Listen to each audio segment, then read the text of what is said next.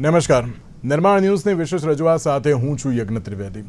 દર્શક મિત્રો, આજે નિર્માણ ન્યૂઝ પર વિશેષ ચર્ચા કરવાની છે કે જે પ્રમાણે છેલ્લા ઘણા વખતથી ચર્ચાઓ થતી હતી કે ના જીએસટી સ્લેબમાં ફેરફાર કરવો એ બહુ જરૂરી છે કે જે પ્રમાણે પહેલાં 5%, 12%, 18%, 28% જે પ્રમાણે હતું, પરંતુ તેમાં પણ ઘણા બધા લોકોને કન્ફ્યુઝન જોવા મળતું હતું કે આ 4 છે, જો કોઈ વસ્તુ લઈશ તો એ કયા સ્લેબમાં આવશે, એ સ્લેબમાં આવશે તો પછી અમે શું કરીશું, એવા ઘણા બધા કન્ફ્યુઝન જે જોવા મળતા હતા. કે જેમાં બુધવારે એક જીએસટી કાઉન્સિલની 56મી બેઠક મળી હતી કે જેમાં નાણામંત્રી નિર્મલા સીતારમણની અધ્યક્ષતામાં મળેલી બેઠકમાં સામાન્ય લોકોના કિસ્સા સંબંધિત, હું એટલે સામાન્ય લોકોના કિસ્સા કહું છું કારણ કે રોજિંદી જરૂરિયાતની જે વસ્તુઓ હોય તે સંબંધિત મહત્વપૂર્ણ જાહેરાતો કરવામાં આવી હતી. જ્યારે આ જીએસટી કાઉન્સિલે પ્રસ્તાવિત 2 સ્તરીય એટલે કે 5% અને 18% સ્લેબને જે મંજૂરી આપી દીધી છે અને 12% અને 28% સ્લેબને દૂર કરી દેવામાં આવ્યા છે. કાઉન્સિલની બેઠકમાં જે રીતે 12% અને 28%ના જે સ્લેબને પણ અત્યારે તો નાબૂદ કરવાનું જે એક નિર્ણય લેવામાં આવ્યો છે તે પણ અત્યારે તો ઘણો મહત્વનો જે સાબિત થઈ રહ્યો છે. હું મારી પીસીઆર ટીમને કહેવા માંગીશ કે જે 5% અને 18% વાળો જે સ્લેબ છે તેની પણ આપ અહીંયા જે ગ્રાફિક્સ અત્યારે તો બતાવજો કે જે પ્રમાણે 5% અને જે 18%ના જે સ્લેબની આપણે અત્યારે વાત કરતા હોઈએ કે જેમાં આપ જે રીતે જોઈ રહ્યા છો કે રોજિંદી વસ્તુઓ જે છે જેમાં સાબુ, શેમ્પૂ એ બધી જ બાબતોને અત્યારે તો એડ કરી દેવાય છે. સાથે ખેતી એટલે કે એગ્રીકલ્ચર સંબંધિત તમામ જે બાબતો છે એને પણ 5%માં અત્યારે તો જે લાવી દેવામાં આવી છે. તો બીજી બાજુ હેલ્થને અત્યારે તો જે 0% જે સ્લેબમાં અત્યારે લાવી દેવામાં આવ્યું છે તે ઘણી મહત્વની બાબત છે. સાથે જ્યારે એજ્યુકેશન સંબંધિત જે પણ કોઈ બાબતો છે કે જેના 5%ના સ્લેબમાં જે લાવવાની બાબત તો જોવા મળી રહી છે, પણ તેની સાથે 18%ની વાત કરીએ તો 18%ના સ્લેબમાં ઇલેક્ટ્રોનિક ડિવાઇસીસનો સમાવેશ થાય છે અને ઓટોમોબાઈલનો પણ સમાવેશ થાય છે. અને સાથે જ્યારે આ તમામ જે બાબતો છે કે જે રોજિંદી જે જીવન જરૂરિયાતની જે ચીજ વસ્તુઓ છે તેમાં જે ઘટાડો કરવામાં આવ્યો છે તે એક સૌથી મહત્વપૂર્ણ બાબત છે. અને આ જીએસટી સ્લેબને લઈને આપણે ચર્ચા વિચારણા કરીશું. આ ચર્ચા વિચારણા કરવા માટે અમારી સાથે જોડાઈ ગયા છે સ્વાતિબેન પંચાલ કે જેઓ ચાર્ટર્ડ એકાઉન્ટન્ટ છે અને મયુરભાઈ મોઢા કે જેઓ ચાર્ટર્ડ એકાઉન્ટન્ટ છે. આ બંનેનું સૌથી પહેલાં તો સ્વાગત છે. સ્વાતિબેન, શરૂઆત હું આપનાથી કરવા માંગીશ કે જે પ્રમાણે જીએસટી રિફોર્મ્સની આપણે વાત કરતા હતા છેલ્લા ઘણા વખતથી જે ચર્ચાઓ જોવા મળતી હતી, મેં જે રીતે શરૂઆતમાં જ કહ્યું કે લોકો ઘણા બધા કન્ફ્યુઝ જોવા મળતા હતા કે ના આ વખતે આ જીએસટી કાઉન્સિલ જો બેઠક કરશે તો કઈ રીતની બેઠક કરશે, તેમાં કયા કયા મહત્વપૂર્ણ જે અપ્સ એન્ડ ડાઉન્સ જોવા મળશે, જો નવો કોઈ અત્યારે તો જો સ્લેબ લાવવામાં આવશે તો તેમાં કઈ કઈ બાબતો આવશે. અને હવે એમ કહેવાય ને કે એકદમ પિક્ચર ક્લિયર થઈ ગયું છે કે જેમાં 5% અને 18% જ રાખવામાં આવ્યા છે, 12% અને 28% સ્લેબને નાબૂદ કરી દેવામાં આવ્યું છે. સૌથી પહેલા આ જે 2 સ્લેબ રાખવામાં આવ્યા છે એને આપ કઈ રીતે જોઈ રહ્યા છો? જો આપણે વાત કરીએ તો 2017માં જીએસટી જ્યારે આવેલો ત્યારે 28 જેટલા અલગ અલગ ટેક્સ સિસ્ટમ હતા. તો એ ભારતમાંથી 28 ટેક્સ સિસ્ટમને નાબૂદ કરીને વન નેશન અને વન ટેક્સની જાહેરાત કરવામાં આવી કે એક જ ટેક્સ હોય. એટલે જીએસટી જે ઇનડાયરેક્ટ ટેક્સ છે એટલે તમારી ઇન્કમ હોય ના હોય એ કન્ઝમ્પશન ઉપર છે.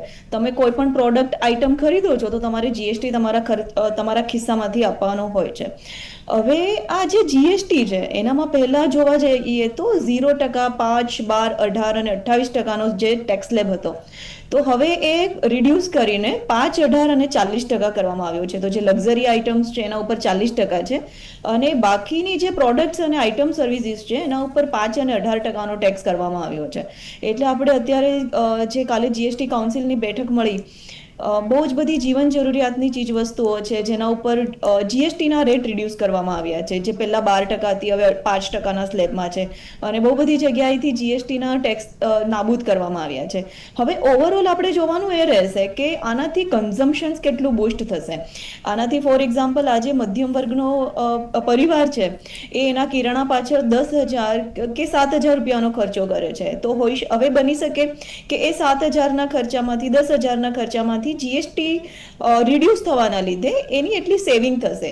તો આનાથી એ પોતે સેવિંગ કરીને ઇકોનોમીમાં પોતે બીજા ઇન્સ્ટ્રુમેન્ટમાં ઇન્વેસ્ટ કરે છે કે પછી એનું કન્ઝમ્પશન્સ વધારે છે. એ આપણે લાંબા સમયે આની ઇમ્પેક્ટ શું આવે છે એ જોવાની રહી. હવે જો આપણે ઇન્ડિયાની વાત કરીએ તો ઇન્ડિયામાં જે કન્ઝમ્પશન્સ છે એ જીડીપીમાં બહુ જ મોટું યોગદાન આપે છે. આજે ભારત દેશ છે એ વિશ્વની સૌથી મોટી પાંચ અર્થવ્યવસ્થામાંથી એક છે અને ત્રીજી મોટી અર્થવ્યવસ્થા બનવા જઈ રહી છે. તો જીએસટી એક બહુ જ મોટો એક આધાર સ્તંભ છે. બહુ જ બધી સર્વિસીસ છે કે જે પહેલા નેગેટિવ સર્વિસીસમાં હતી અને જે આજે પણ નેગેટિવમાં છે. એટલે જીએસટીની ક્રેડિટનો benefit corporates, organisations, as a individuals કોઈને થવાનું નહોતું. એ તમારો સીધો ખર્ચો બેસતો હતો. જેવી રીતના ઇન્સ્યોરન્સ સેક્ટર છે, ઇન્સ્યોરન્સ તમે જો પે કર્યો હોય તો, બ્યુટી સર્વિસીસ છે, રિપેર એન્ડ મેન્ટેનન્સ છે, આ બધામાં જેવી રીતના ઇન્સ્યોરન્સમાં પણ કરમાફી કરવામાં આવી છે જીએસટી. તો એટલો તમારા પોકેટ તમારું યુઝર ફ્રેન્ડલી થશે, પોકેટ ઉપર તમારો એટલો ઓછો લોડ આવશે. એટલે બહુ જ સારું પગલું છે. જ્યારે આવનારા દિવસોમાં હવે દિવાળી અને નવરાત્રી નજીકમાં છે એટલે બહુ વધારે કન્ઝમ્પશન્સ નવરાત્રી દિવાળીમાં થતું હોય છે. લોકો પ્રોડક્ટમાં ખર્ચો કરતા હોય છે, નવા ઇલેક્ટ્રોનિક ઇન્સ્ટ્રુમેન્ટ્સ લેતા હોય છે. એનામાં પણ 28% લઈને 18% કરવામાં આવ્યું છે. જેવી રીતના એસી છે. તો બધી જ વસ્તુઓ જે મધ્યમ વર્ગ અને લોઅર વર્ગને જે જીવન જરૂરિયાતની વસ્તુઓ છે ત્યાં આ જીએસટીનો રેટ ઓછો કરવામાં આવ્યો છે. એમના પોકેટને કન્સિડર કરવામાં આવ્યું છે. જ્યારે ઉચ્ચ HNI ફેમિલીઝ છે, જે લોકો લક્ઝરી આઇટમ પર ખર્ચા કરે છે, એ બધામાં જેવી રીતના રેસિંગ છે, ઓનલાઈન ગેમિંગ ઉપર અત્યારે આપણે જો વાત કરીએ તો એ બધામાં જે અત્યારે પહેલા 18-28% રેટ હતો, હવે સીધો એને 40% કરવામાં આવ્યો છે. ટોબેકોસ છે, આ બધી જ આઇટમ ઉપર ટેક્સ રેટ બહુ વધારે નાખવામાં આવ્યો છે. જ્યારે જીવન જરૂરિયાતની વસ્તુઓ છે, સ્પોર્ટ્સ છે, એકેડેમિક્સની વસ્તુઓ જોવા જઈએ, હેલ્થ સેક્ટરના રિપોર્ટ્સ છે, કેન્સર્સની બહુ બધી પ્રોડક્ટ છે જેના ઉપર જીએસટીનો રેટ બહુ ઇઝી કરવામાં આવ્યો છે. આ બહુ જ સરસ પગલું જે લીધું છે. આની ઓવરઓલ ઇમ્પેક્ટ હવે ઇન્ડિયન ઇકોનોમીમાં કઈ રીતના થશે, જ્યારે 2047માં આપણે વિકસિત ભારતનું સ્વપ્ન જોઈ રહ્યા છે, તો ડેફિનેટલી આનાથી કન્ઝમ્પશન્સ બૂસ્ટ થશે. કેટલું થશે અને એની ઇમ્પેક્ટ કેવી રીતના આવશે એ આવનારા સમયમાં જોવાની રહેશે. સાથે સાથે મેક ઇન ઇન્ડિયાને આપણે પ્રાવધાન આપીએ છીએ, તો મેક ઇન ઇન્ડિયા અને વન નેશન વન ટેક્સ આગળ કેટલા રિફોર્મ્સ થશે એ બસ જોવાનું રહ્યું.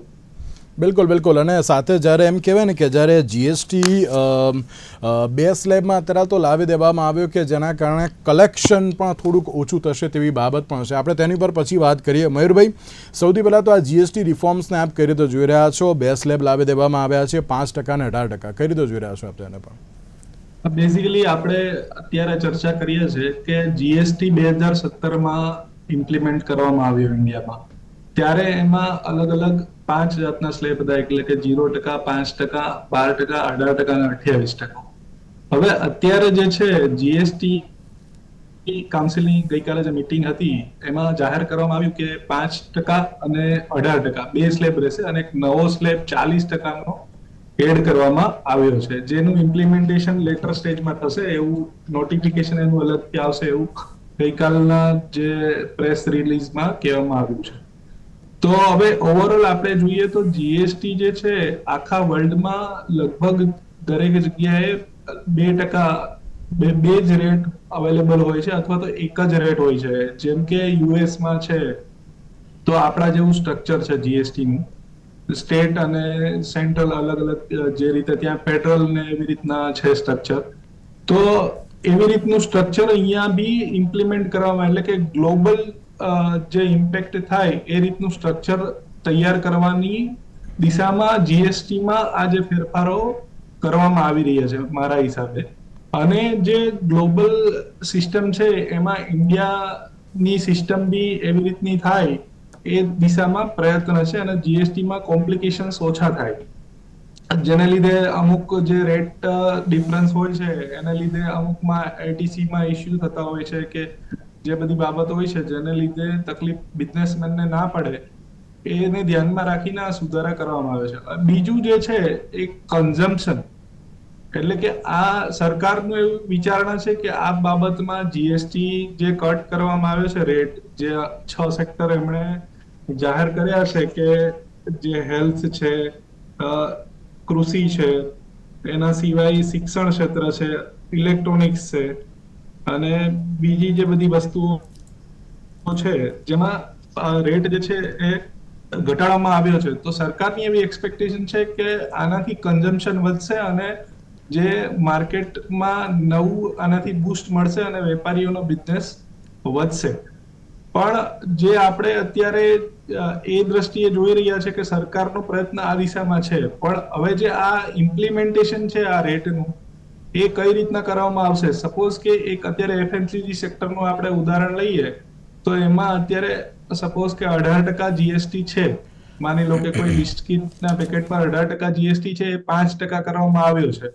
હવે એ વસ્તુ 100 રૂપિયાની હોય છે એમઆરપી, એટલે 18% જીએસટી ઇન્ક્લુઝિવ હોય છે, એટલે કે 82 રૂપિયા પ્લસ જીએસટી 18 રૂપિયા એવું રિવર્સ આપણે ગણીએ તો એ વસ્તુમાં જીએસટી રેટ 5% કરવામાં આવ્યો છે. એટલે એની કોસ્ટ જે છે હવે અત્યારે 82 + 5 એટલે 87 થાય.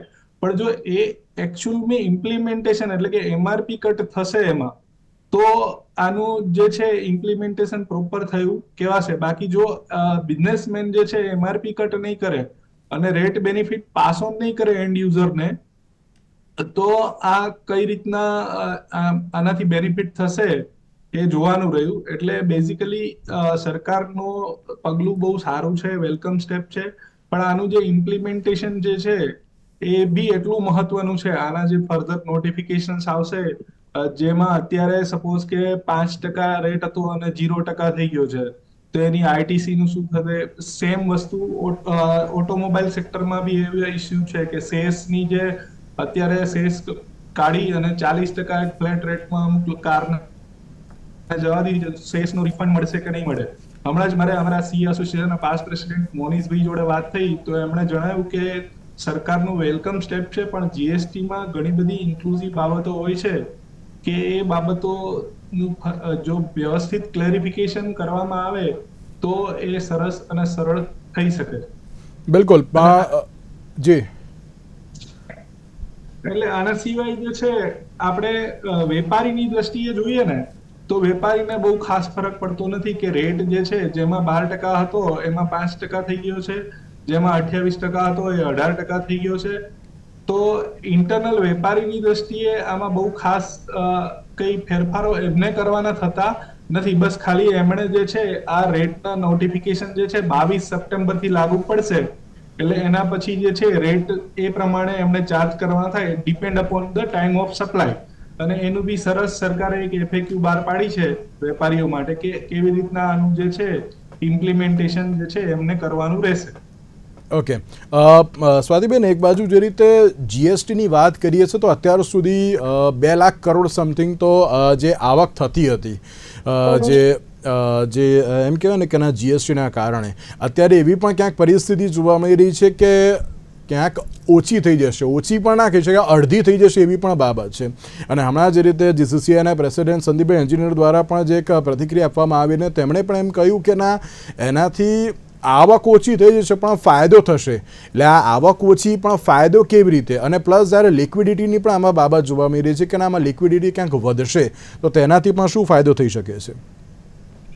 સાચી વાત છે. એટલે તમે જો જીએસટીના આંકડા આપણે જોઈએ તો કોન્સ્ટન્ટલી વધી રહ્યા છે. જીએસટીથી ગવર્મેન્ટને ખૂબ જ સારી માત્રામાં રેવન્યુ ઊભી થઈ રહી છે. એટલે ઓગસ્ટ 2025ની જો વાત કરીએ તો 2.1 લાખ કરોડની જીએસટીની રેવન્યુ હતી. હવે ઓવરઓલ જે રેટ ચેન્જ કરવામાં આવ્યો છે તો જે 18%ના જે સ્લેબ્સ છે, જે પહેલાં 12%માં હતા, કે કોઈ આઇટમ્સ જે 18%માં કરવામાં આવી છે, બાકીની જે 12%ની આઇટમ 5%માં કરવામાં આવી છે. તો અહીંયાની જે ઓવરઓલ આપણે કેલ્ક્યુલેશન્સ લગાવીએ તો જીએસટીના જે કલેક્શન્સ છે, રેવન્યુ છે, એનામાં કદાચ ઘટાડો થઈ શકે, બટ ઓવરઓલ જે કન્ઝમ્પશન્સ છે એ બૂસ્ટ થશે. એટલે ફોર એક્ઝામ્પલ બની શકે કે જે તમારી જોડે સરપ્લસ છે એ સરપ્લસ માટે પણ તમે ફરી જે નાગરિક છે, જે ગ્રાહક છે, એ બીજી વસ્તુઓ પરચેસ કરશે. તો એ બીજી વસ્તુઓ પરચેસ કરવાથી પણ જે વેલોસિટી ઓફ મની છે એ બીજી પ્રોડક્ટ તમે પરચેસ કરશો, એનાથી તમને જીએસટી છે. ફોર એક્ઝામ્પલ અત્યારે તમે કોઈ 3 વસ્તુઓ પરચેસ કરી રહ્યા છો, એનામાં તમારો એવરેજ જીએસટી 20 રૂપિયાનો આવે છે, તો હવે તમારી જોડે એક વસ્તુ પરચેસ કરવાનો સ્કોપ બીજો વધી ગયો છે, તો એનાથી પણ કન્ઝમ્પશન્સ પાવર એકચ્યુઅલી વધવાનો છે. એનાથી કદાચ જીએસટીને ફરીથી બૂસ્ટઅપ મળશે. અને સાથે સાથે લિક્વિડિટીના કન્ટેક્સ્ટમાં જોવા જઈએ તો આજે જે એમએસએમઈ એન્ટરપ્રેન્યોર્સ છે, આજનો જે બિઝનેસ પર્સન છે, એને એકવાર ટેક્સ ઇનવોઇસ જનરેટ કર્યું એટલે એની જીએસટીની લાયબિલિટી ઊભી થઈ જાય છે. જો એ સામે માલ ક્રેડિટ ઉપર આપે છે, ઉધારી ઉપર આપે છે, તો ભલે એને એના માલ સપ્લાય કર્યો છે, એની ઇન્કમ એને આવે ના આવે, એનું બિલ ક્લિયર થાય ના થાય, બટ એને તો જીએસટી ડિપાર્ટમેન્ટમાં જીએસટીઆર1માં ભરી જ દેવો પડે છે. તો અહીંયા એક ફાયદો એવો થઈ શકે કે જે લોકો અત્યારે 18% સ્લેબમાં આવી રહ્યા હતા, હવે લોકો જો કદાચ 5%માં આવે અને જે 5%ની આઇટમ્સ હતી એમાં જીએસટી નાબૂદ કરવામાં આવે, તો જે એમની વર્કિંગ કેપિટલ સાયકલ છે, અત્યારે ઘણી બધી વાર આજે બેંકમાં પણ તમે જોશો તો જીએસટી પેમેન્ટ કરવા માટેની પણ લોનની એક પ્રોડક્ટ હતી, તો એનામાં પણ ખાસું બધું ચેન્જીસ આવવાની શક્યતા છે. જો તમે જીએસટીની આઇટમમાં જો સેલ આઉટ કરતા હોય, જે પહેલાં જીએસટીમાં હતી, હવે તમારે જીએસટી ભરવાનો જ નથી, તો તમારે આ જીએસટીના કાયદા કાનૂનમાં રહેવાની જરૂર નથી. તમારી વર્કિંગ કેપિટલ છે સીધે એના ઉપર અફેક્ટ થાય છે, એટલે એનાથી પણ તમારી લિક્વિડિટી વધે છે અને એને પણ તમે કોઈ ઇફેક્ટિવ બીજા બિઝનેસના એક્સપાન્શનમાં યુઝ કરી શકો છો. 18%ની આઇટમ 5% થઈ ગઈ છે, તો પણ જે 13%નો તમારું વર્કિંગ કેપિટલનો ડિફરન્સ જે છે એ પણ અહીંયા તમારા બિઝનેસને ડાયરેક્ટલી કે ઇનડાયરેક્ટલી ઇમ્પેક્ટ કરશે. અને આ બધા જે કન્ઝમ્પશન્સના આંકડા છે એ પણ આપણને આઈ થિંક 3rd ક્વાર્ટર સુધી એનું ઓવરઓલ પિક્ચર્સ ક્રિએટ થશે કે આ એકચ્યુઅલી કન્ઝમ્પશન્સ વધારી રહ્યું છે કે it again leading to the another way. કારણ કે વચ્ચે જીએસટીમાં પણ જે ખાદ્ય ખોરાકની પ્રોડક્ટ્સ હતી, બહુ જ બધી આઇટમ જે 0% હતી, એનામાં હવે તમે પેકેજિંગ કરો છો તો એમાં જીએસટી લાગુ પડશે અને બહુ જ બધી કોન્ટ્રોવર્સી હતી. અને મયુરભાઈએ જે વાત કરી, સાચી વાત કરી કે હવે જીએસટી ફોર એક્ઝામ્પલ તમે કોઈ પ્રોડક્ટ પરચેસ કરી રહ્યા છો, ટૂથપેસ્ટ પરચેસ કરો છો, તો અત્યારે કદાચ 50 રૂપીસનું છે, 60 રૂપીસનું છે અને it is being sold at MRP, એક મેક્સિમમ રિટેલ પ્રાઇસ આપણને ખબર હોય છે. એમાં ઘણીવાર આપણે જોતા જ નથી કે આનામાં જીએસટીનો રેટ કેટલો લાગેલો છે, કેટલી જીએસટીની ક્રેડિટ આપણે લઈએ છીએ નથી લેતા. હવે આ જે જીએસટી એમઆરપી છે, કારણ કે આજે બહુ જ મોટા કોર્પોરેટ્સે બહુ જ બધી આઇટમ્સ માર્કેટમાં ઓલરેડી ઓફલોડ કરી નાખી છે. એ લોકો જોડે બહુ જ બધા લાઈક હોલસેલમાં પ્રોડક્ટ અને એમનું સ્ટોક ક્લિયરન્સ જે છે, તો જે માર્કેટમાં અત્યારે જે સ્ટોક પડ્યો છે એની ઓવરઓલ જીએસટી માટેની શું પ્રતિક્રિયા રહેશે? કારણ કે બધા ઉપર તો પ્રાઇસ ટેગ્સ છપાઈ ગયા છે, એટલે જ્યાં સુધી આ બધો સ્ટોક ક્લિયર નથી થતો એની ઇમ્પેક્ટ સીધી આ ક્વાર્ટરમાં, નેક્સ્ટ ક્વાર્ટરમાં ગ્રાહકને મળે છે કે પછી એની ઇફેક્ટ 3rd ક્વાર્ટરથી જોવાશે? આ બધા જ ક્રિટિકલ એનાલિસિસ પાસાને પણ આપણે ચેક કરવા પડશે. બિલકુલ. અને સાથે મયુરભાઈ એક સવાલ એ પણ, આ જે સુધારા કરવામાં આવ્યા છે, મયુરભાઈ આ સુધારા જીએસટી સિસ્ટમને સિમ્પલ બનાવશે કે પછી થોડી કોમ્પ્લેક્સ? મારા હિસાબે આ સુધારા જીએસટી સિસ્ટમને સિમ્પલ બનાવશે. અને જે સિમ્પલ બનાવશે એનું કારણ જે છે કે આ જે રેટ કટ છે એના સિવાય બી આમાં બીજા 4-5 સુધારાઓ કરવામાં આવ્યા છે. જેમ કે ફાસ્ટર રજીસ્ટ્રેશન, એક ફાસ્ટ રજીસ્ટ્રેશન માટે કે જેમાં નોન રિસ્કી બિઝનેસ હોય, એને નવા બિઝનેસ ચાલુ કરવો હોય તો એને 3 જ દિવસમાં જીએસટી નું રજીસ્ટ્રેશન જે છે આપવામાં આવશે એવી જાહેરાત કરવામાં આવી છે. હવે એની જે પદ્ધતિ છે એ નોટિફિકેશનમાં જાણવા મળશે કે કઈ રીતના કયા બિઝનેસ માટે જે છે લાગુ પડશે. એના સિવાય જે છે એક્સપોર્ટને ઝડપી રિફંડ, એટલે કે એક્સપોર્ટ જે લોકો કરતા હોય છે જેમાં 90% પ્રોવિઝનલ બેઝ પર તરત જ એમને 7 દિવસની અંદર રિફંડ આપવામાં આવશે.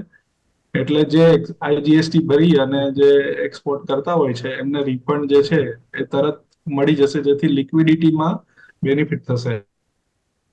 એના સિવાય ઇન્વર્ટેડ ડ્યુટી સ્ટ્રક્ચર, જેમ કે ટેક્સટાઇલ છે, ફાર્મા છે, કેમિકલ છે, ફર્ટિલાઇઝર જેવા ક્ષેત્રોમાં અટકેલા રિફંડ પણ 7 જ દિવસમાં આપવામાં આવશે એવી જાહેરાત કરવામાં આવી છે.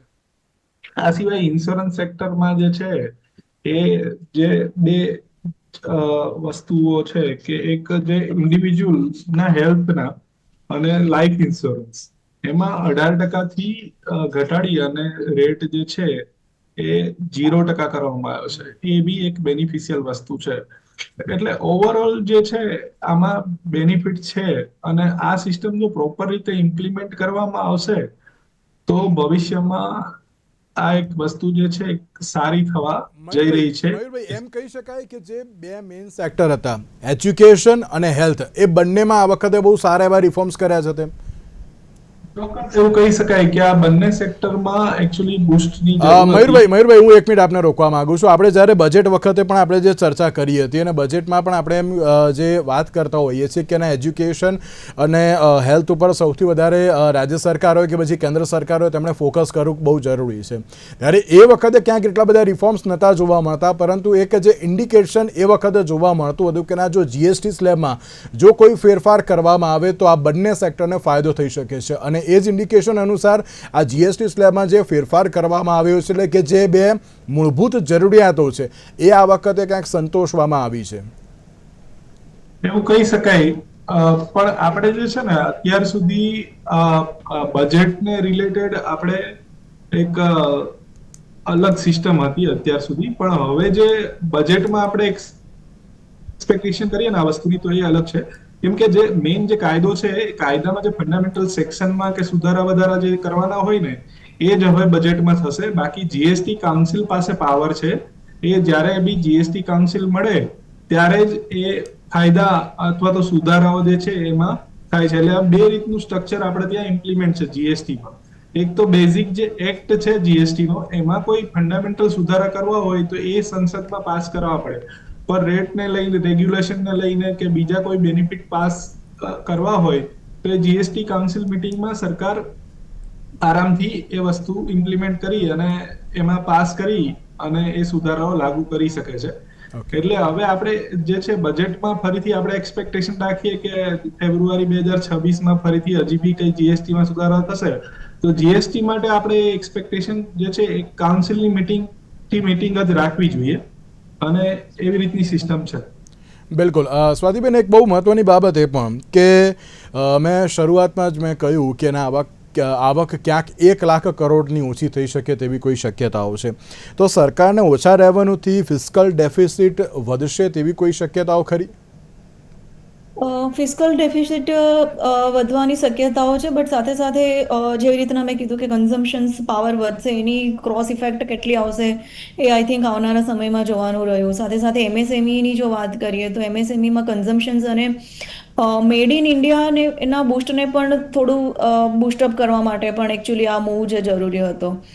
અત્યારે હવે સસ્ટેનેબલની પણ જો વાત કરીએ તો ગ્રીન એનર્જી, સસ્ટેનેબલ સોલારની જે પ્રોડક્ટ્સ છે એનામાં પણ 12% 5% કરવામાં આવ્યો છે. એટલે જ્યારે ઓવરઓલ કન્ટ્રી સસ્ટેનેબલ મોડમાં જઈ રહી છે, ગ્લોબલ ઇફેક્ટ આપણે જોઈ રહ્યા છે કે ગ્રીન એનર્જી, સસ્ટેનેબલ્સ, ક્લાઇમેટ ચેન્જ, તો સરકાર પણ એ વિશે વિચારી રહી છે. અને ઓવરઓલ ઇકોનોમીની જો વાત કરવામાં આવીએ તો આગળ હવે $5 ટ્રિલિયન ઇકોનોમીનું લક્ષ્યાંક આપણે રાખ્યું છે. તો ક્યાંક ને ક્યાંક સરકારનું પણ એક અગ્રેસર આ સ્ટેપ્સ છે કે વિકસિત ભારત અને $5 ટ્રિલિયન ઇકોનોમીમાં બહુ ખૂબ જ ઝડપથી ભારત દેશ આગળ વધે. અને આની એક ક્રોસ ઇમ્પેક્ટમાં કદાચ રોજગારી સર્જન અને ઇન્ફ્લેશન્સ આપણે જોઈ રહ્યા હતા કે આરબીઆઈના લાસ્ટમાં રેપો રેટ અને ઇન્ફ્લેશન્સ બહુ જ વધી રહ્યું છે, મોંઘવારી કાબૂમાં નથી. તો મોંઘવારીને જીએસટીના આ રેટથી ક્યાંક ઇફેક્ટ થશે અને મોંઘવારીનો દર કાબૂમાં આવશે. સીપીઆઈ, કન્ઝ્યુમર પ્રાઇસ ઇન્ડેક્સ ઉપર પણ આની ઇફેક્ટ જોવા મળશે. ફોર્મલાઇઝેશન્સ થોડું વધશે અને ઓવરઓલ એક ઇકોનોમી એક સ્ટ્રોંગ પાથ પર આગળ વધશે. સાથે સાથે આપણે જો અત્યારે વર્લ્ડની જે વાત કરીએ કે યુએસમાં જે રીતના અત્યારે ટેરિફ વોર પણ ચાલી રહ્યું છે, તો ઇન્ડિયાને એમાં કન્ઝમ્પશન્સ વધારવાની જરૂર હતી. તો આ એક મૂવ એ જે રોંગ ડિસિઝન્સ ત્યાંથી આવેલું છે એને પણ કંઈક અધહંસે એક સપોર્ટ આપશે. બિલકુલ. અને એક last and final 30 second, Mayurbhai, GST reform સામાન્ય લોકો માટે એક પ્રાઇસ કટ છે, એટલે કે માત્ર હેડલાઇન છે કે ના એક મેકિંગ મૂવ પણ કહી શકાય આને? જો આમાં ઇમ્પ્લિમેન્ટેશનની વસ્તુ બહુ જ જરૂરી છે. જો આનું ઇમ્પ્લિમેન્ટેશન મેં જે દાખલો આપ્યો એ રીતના થાય કે જે એમઆરપી કટ કરવામાં આવે બિઝનેસમેન દ્વારા અથવા તો ઇન્ડસ્ટ્રીઝ દ્વારા, તો જ એન્ડ યુઝર સુધી આનો બેનિફિટ થશે. બાકી જો એ એન્ડ યુઝર સુધી બેનિફિટ પાસ નહીં થાય એવી રીતના અને જે રેટ કટનો બેનિફિટ એન્ડ યુઝરને નહીં આપવામાં આવે તો આનો સામાન્ય નાગરિકને બેનિફિટ નહીં થાય. પણ સામાન્ય નાગરિકને બેનિફિટ ડાયરેક્ટ નહીં થાય, પરંતુ જે ઇકોનોમીને બૂસ્ટ કરવા માટે પગલું લેવામાં આવ્યું છે કે જે વેપારીઓ જે છે એમની જે સાયકલ જે છે કે એમની જે વર્કિંગ કેપિટલ છે એમાં જે બેનિફિટ થશે કે જે એમને રેટ ઓછો ચૂકવવાનો થશે કે ક્યાંક રેટ કટને લીધે જે એમની વર્કિંગ કેપિટલ રિક્વાયરમેન્ટમાં ફેરફાર થશે, તો એને લીધે જે વેપાર ધંધા કરતા લોકો જે છે એમને ફાયદો થશે. તો એ પછી ધીમે ધીમે એમાં એમને ફાયદો થશે તો આગળ નાના લોકોને બી ફાયદો થશે. એવી રીતે એટલે પણ ડાયરેક્ટ એવું ના વિચારી શકાય કે કાલથી આ વસ્તુના ભાવ ઘટી જશે મને ડાયરેક્ટ ફાયદો થશે, એવું આ પગલું નથી. અને આ જે છે એ લોંગ ટર્મ ઇફેક્ટ અને લોંગ ટર્મ વિઝનથી આપણે જોઈએ તો આ સરસ પગલું છે. અને ભવિષ્યમાં આ સુધારા જો વ્યવસ્થિત રીતે ઇમ્પ્લિમેન્ટ કરવામાં આવે તો બહુ જ સરસ જીએસટી નું માળખું આગળ વધશે એવું લાગે છે. બિલકુલ. તો એક બાજુ જે રીતે જે બે સ્લેબ અત્યારે રાખવામાં આવ્યા છે 5% અને 18% અને 22મી સપ્ટેમ્બરથી હવે આ જીએસટી સ્લેબ લાગુ પણ થઈ જશે. પણ તેની સાથે એક બાબત એ પણ છે કે ના જે સામાન્ય વ્યક્તિ જે દર વર્ષે વિચારતો હોય છે કે અમને શું ફાયદો થશે અને એ નવરાત્રિ પૂર્વે દેશને દિવાળીની એક ભેટ આપવામાં આવી હોય તે પ્રમાણેની પરિસ્થિતિ પણ જોવા મળી રહી છે. સાથે સાથે એમએસએમઈ સેક્ટરને પણ અત્યારે તો જે આ ફાયદો જોવા મળી રહ્યો છે, સ્ટાર્ટઅપને પણ અત્યારે તો ફાયદો છે. એટલે કે ઓવરઓલ જોવા જઈએ તો જીએસટી સ્લેબમાં જે પણ રિફોર્મ્સ કરવામાં આવ્યા છે આવનારા સમયમાં ઇકોનોમીને લઈને પણ ક્યાંક મહત્વપૂર્ણ સાબિત થઈ શકે છે. સાથે જ મયુરભાઈ અને સ્વાતિબેન આ બંનેનો આભાર અમારી સાથે આ ચર્ચા વિચારણામાં જોડાવા માટે. તો દર્શક મિત્રો, આજના આ વિશેષ કાર્યક્રમમાં મને આપશો રજા. નમસ્કાર.